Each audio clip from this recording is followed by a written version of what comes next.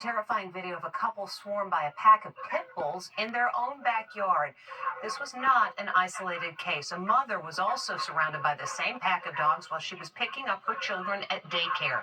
As Les Turnt reports, there have been 4 police reports filed against the dogs' owners in just the last few months. Sheer terror as a pack of pit bulls attack a couple on their patio. Sarah Cook and Ryan Lesher scramble for safety as a dozen vicious dogs swarm around them, snarling and biting. As they flee indoors, the pack runs off, searching for more victims. I was sure that we were going to die. We were pretty much pinned against the wall. One jumped up and bit me right in my abdomen immediately. I wasn't sure if I was going to survive that, but we did. We're here. Sarah and Ryan had planned to hold their wedding on the patio. Now they say they're too scared. We just bought this house, and it should be such a happy time for us, and now we're afraid to be in our backyard. Incredibly, just 10 days later, the same pack of pit bulls attacked a mom of 3 as she picked up her kids at daycare in Indianapolis. Look at them circling the car, round and round. The traumatized toddlers are safely inside the vehicle, but their mom is bitten on the feet and ankles as she screams for her life. She says the dogs reminded her of the hyenas in the Lion King movie. My kids are screaming, and what was probably lasted 30 seconds felt like 10 to 15 minutes of pure torture. It's National Pit Bull Awareness Month, a time when pit bull owners try to improve the negative image of the controversial breed. This year, the effort has been marred by pit bull attacks that have left 3 children dead and 2 seriously injured. The owner of this pack in Indianapolis does not seem to have gotten the memo. After the latest attacks, the dogs were finally removed by animal control. The couple who were attacked want the county to limit the number of dogs one person can have so incidents like that don't happen again. Drama at a Jonas Brothers concert as Nick Jonas ran off the stage in a panic. Allison Hull explains why. A heart-stopping moment. Nick Jonas flees the stage, frantically making the timeout sign with his hands. So what happened? Moments earlier, you can see the singer sitting down at the piano as a red laser pointer is flashed right at his head. He looks around and bolts off stage. Nick was in the middle of the Jonas Brothers concert in Prague when the drama unfolded. Laser pointers like this have been banned from most concert venues, but it's pretty easy to sneak one in. They look just like a pen and can be blinding. They've been used to distract everyone from airplane pilots to football players. Now it's happening to Nick Jonas. It's that time of year for pumpkin patches and hay rides, and a warning. 2 boys were killed just a day apart in separate hayriding accidents. Stephen Fabian spoke with an expert for some tips on how you can hayride safely.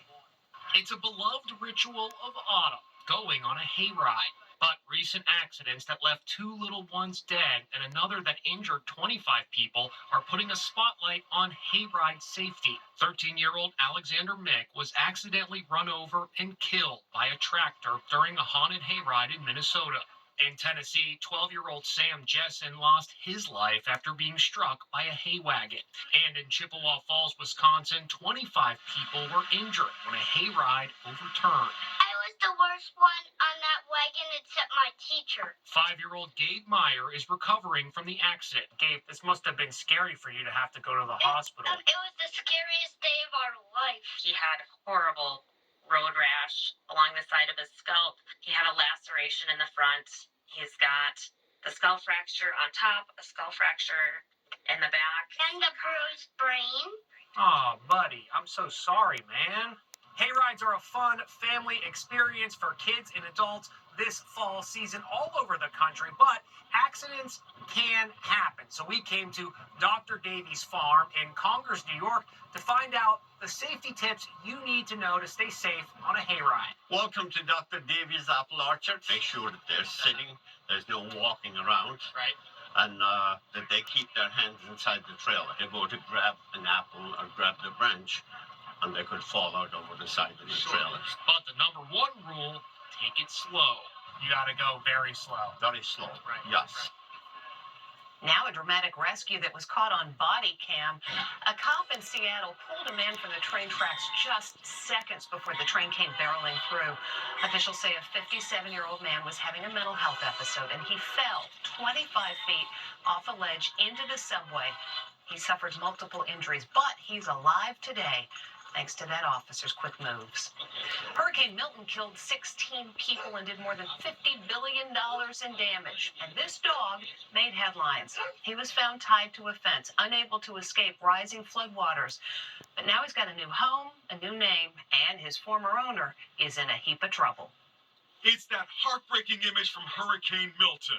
Just hours before Milton's landfall, state troopers responded to a call of a dog that had been left tied to a fence off Interstate 75 in Tampa. I don't blame you. It's okay, buddy. It's okay. The relentless rains pounded down on the frightened bull terrier.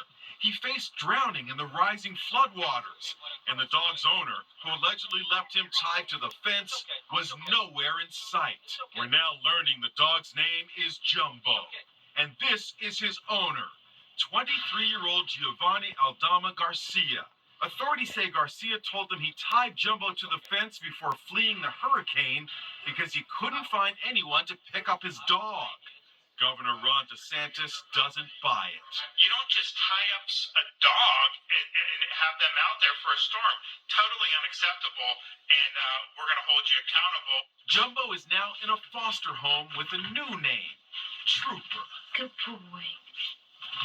Trooper's owner is facing a felony charge of aggravated animal cruelty. Trooper won't be up for adoption officially until after the investigation, but the shelter says they're already getting hundreds of offers.